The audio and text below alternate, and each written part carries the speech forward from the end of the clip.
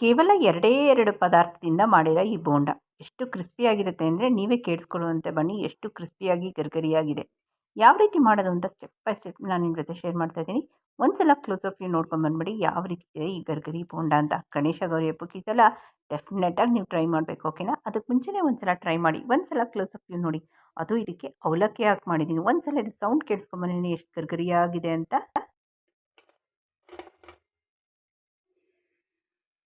ಕೇಳಿಸ್ಕೊಂಡ್ರಿ ಎಲ್ಲ ಸೌಂಡು. ಬನ್ನಿ ಇದು ಯಾವ ರೀತಿ ಮಾಡೋದು ಅಂತ ಹೇಳ್ತೀನಿ. ಇಲ್ಲಿ 1 ಕಪ್ಪಷ್ಟು ನಾನು ಅವಲಕ್ಕಿ ತೊಗೊಂಡಿದ್ದೀನಿ. ಗಟ್ಟಿ ಅವಲಕ್ಕಿ, ಪೇಪರ್ ಅವಲಕ್ಕಿ ಯಾವುದಾದ್ರೂ ಪರವಾಗಿಲ್ಲ.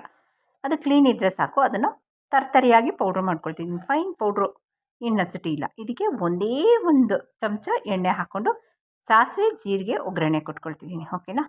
ಅದಾಗಿದ ತಕ್ಷಣ 1 ಈರುಳ್ಳಿ, 2 ಹಸಿಮೆಣಸಿನ್ಕಾಯಿ, ಒಂದು ಸ್ವಲ್ಪ ಕರ್ಬೇವಿನ ಸೊಪ್ಪು ಮತ್ತು ಎಳ್ಳು ಹಾಕಿದ್ದೀನಿ.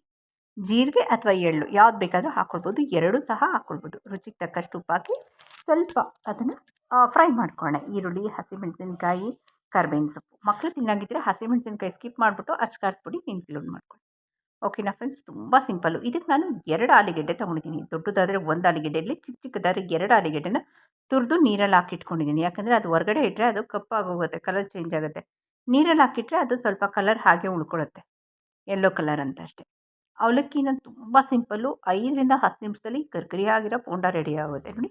2 ಆಲೂಗೆಡ್ಡೆನ ತುರಿದು ನೀರಲ್ಲಿ ನೆನೆ ಹಾಕ್ಕೊಂಡಿದ್ದೆ ನೋಡಿ, ಈ ಥರ ಉದ್ದುದ್ದಕ್ಕೆ. ನೀವು ಅಕಸ್ಮಾತ್ ನಮ್ಮ ಹತ್ರ ಟೈಮ್ ಇದೆ ಅಂದರೆ ಬೇಯಿಸಿ ಸಹ ಹಾಕ್ಕೊಳ್ಬೋದು. ಹೆಂಗೋ ನಾವು ಡೀಪ್ ಫ್ರೈ ಮಾಡೋದ್ರಿಂದ ನಮಗೆ ಅದು ಬೇಯಿಸೋ ನೆಸೆಸಿಟಿ ಇಲ್ಲ.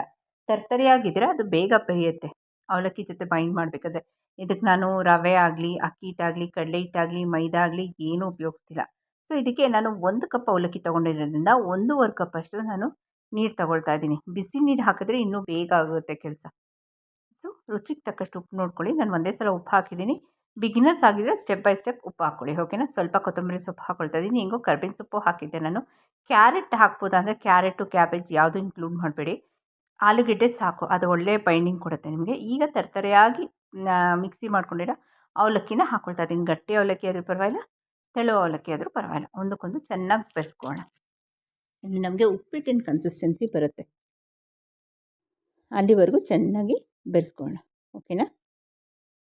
ನೋಡಿ, ಸುತ್ತ ನಾನು ಹೇಳಿದ್ನಲ್ಲ, 1 ಕಪ್ ಅವಲಕ್ಕಿಗೆ 1.5 ಕಪ್ಪು, 1.25 ಕಪ್ಪು ಅಷ್ಟು ಬಿಸಿನೀರು ಹಾಕ್ಕೊಂಡ್ರೆ ಮತ್ತು ಆಲೂಗೆಡ್ಡೆನೂ ಇದೆ, ಒಳ್ಳೆ ಕನ್ಸಿಸ್ಟೆನ್ಸಿ ಮತ್ತು ಬೈಂಡಿಂಗ್ ಬರುತ್ತೆ. ನಮಗೆ ನಾನ್ ಸ್ಟಿಕ್ ಕಡಾಯಿ ಮಾಡೋದ್ರಿಂದ ಏನಾಗುತ್ತೆ ಅಂದರೆ ಸುತ್ತ ನಾವು ಎಣ್ಣೆನೂ ಕಮ್ಮಿ ಹಾಕಿರ್ತೀವಿ, ಸುತ್ತಲೂ ಅದು ಬಿಟ್ಕೊಂಡು ಬರುತ್ತೆ. ಆವಾಗ ನಮಗೆ ಇಂಡಿಕೇಷನ್ ಹೌದು ನಮ್ಮ ಮಿಕ್ಸ್ಚರ್ ರೆಡಿಯಾಗಿದೆ ಅಂತ. ನೋಡಿ, ಈ ಥರ ಒಂದಕ್ಕೊಂದು ಚೆನ್ನಾಗಿ ಬೆರೆಸ್ಬೋದು. ಮಕ್ಳಿಗೆ ಸ್ನ್ಯಾಕ್ಸ್ ಕಟ್ಬೋದು, ಸ್ಕೂಲಿಂದ ಬರುವಾಗ ತಿನ್ನೋಕ್ಕೆ. ಮಾಮೂಲಿ ಸಣ್ಣ ಪುಟ್ಟ ಹಸು ಇರುತ್ತಲ್ಲ, ಅದಕ್ಕೆ ತಿನ್ನೋಕ್ಕೆ ತುಂಬ ಚೆನ್ನಾಗಿರುತ್ತೆ. ಮತ್ತು ಕಾಫಿ ಟೀ ಜೊತೆಗಂತೂ ಸೂಪರ್ ಟೇಸ್ಟಿಯಾಗಿರುತ್ತೆ. ಇನ್ನೇನು ನಮ್ಮ ಗೌರಿ ಗಣೇಶ ಹಬ್ಬ ಬಂದುಬಿಡ್ತು, ಯಾವಾಗಲೂ ಮಸಾಲೆ ವಡೆ, ಆಂಬೊಡೆ ಮಾಡ್ತಿರ್ತೀರ. ಸೊ ಅದ್ರ ಜೊತೆ ಇದೊಂದು ಸಾದು ಸಿಂಪಲ್ಲಾಗಿ ಬೇಗ ಆಗೋಂಥದ್ದು, ಜಾಸ್ತಿ ಇಂಗ್ರೀಡಿಯೆಂಟ್ಸ್ ಇಲ್ಲದೆ ಇರೋದು. ಸೊ ಇದು ನೋಡಿ, ಒಂದಕ್ಕೊಂದು ಚೆನ್ನಾಗಿ ಬೆರೆಸ್ತಾ ಇದ್ದೀನಿ. ತಳ ಬಿಡ್ತಾ ಇದೆ. ಸೊ ಇದನ್ನೊಂದು ಪ್ಲೇಟ್ಗೆ ಹಾಕಿ ಆರಕ್ಕಿಟ್ಬಿಡೋಣ. ಈಗ ನಾನು ನೋಡಿ ಒಂಚೂರು ಅಂಟ್ಕೊಂಡಿಲ್ಲ. ಪ್ಯಾನ್ ನಿಮ್ಮ ಜೊತೆನೇ ತೋರಿಸ್ತಾ ಇದ್ದೀನಿ ಯಾವ ರೀತಿ ಇದೆ ಅಂತ. ಸೊ ಈಗ ನಾನು ಎಣ್ಣೆನ ಹದವಾಗಿ ಕಾಯಕ್ಕಿಟ್ಟಿದ್ದೀನಿ. ಸೊ ಇದು ಜಾಮೂನೆಲ್ಲ ಮಾಡ್ತೀವಲ್ಲ ಫ್ರೆಂಡ್ಸ್, ಆ ಹದದಲ್ಲಿ ಕಾದಿರಬೇಕು. ಜಾಮೂನೆಲ್ಲ ಮಾಡ್ಬೇಕಾದ್ರೆ ನಾವು ಏನು ಮಾಡ್ತೀವಿ ಹೇಳಿ, ಹೀಟು ಫುಲ್ ಕೊಡ್ತೀವಿ ನಾವು. ಆ ಎಣ್ಣೆ ಹೀಟು ಫುಲ್ ಕೊಡ್ತೀವಿ ಜಾಮೂನು ಉಂಡೆಗೆ. ಸೊ ಆದಷ್ಟು ಏನಂತೀವಿ, ಸಲಾಕಿಯಿಂದ ಅದನ್ನು ಕರಿಯೋದು ಬೇಡ, ಸ್ಪೂನ್ ಸಹಾಯದಿಂದ ಅದನ್ನು ಕರ್ಕೊಳ್ಳೋಣ. ಯಾಕೆ ಅಂತ ನಾನು ನಿಮ್ಗೆ ಹೇಳ್ತೀನಿ. ಜಾಮೂನೆಲ್ಲ ಮಾಡಬೇಕಾದ್ರೆ ನಾವು ಸ್ಪೂನ್ ಯೂಸ್ ಮಾಡ್ತೀವಿ, ಎಲ್ಲ ಜಾಮೂನು ಉಂಡೆಗೂ ಈಸಿಯಾಗಿ ಅದು ಹೀಟ್ ಹೋಗಲಿ ಅಂತ. ಅದೇ ಪ್ರೊಸೀಜರೇ ಇಲ್ಲೂ ಫಾಲೋ ಮಾಡ್ತೀನಿ. ನಾನು ಇಲ್ಲಿ ಒಂದು ಬ್ಯಾಚನ್ನ ಸಿಲಿಂಡರ್ ಮಾಡಿದೆ, ಒಂದು ಬ್ಯಾಚನ್ನ ರೌಂಡಾಗಿ ಮಾಡಿದ್ದೀನಿ. ತುಂಬ ಸಿಂಪಲ್ಲು ನೋಡಿ. ಈ ಥರ ಒಂದಕ್ಕೊಂದು ಚೆನ್ನಾಗಿ ಬೇಯಿಸ್ಕೊಳ್ಳೋಣ.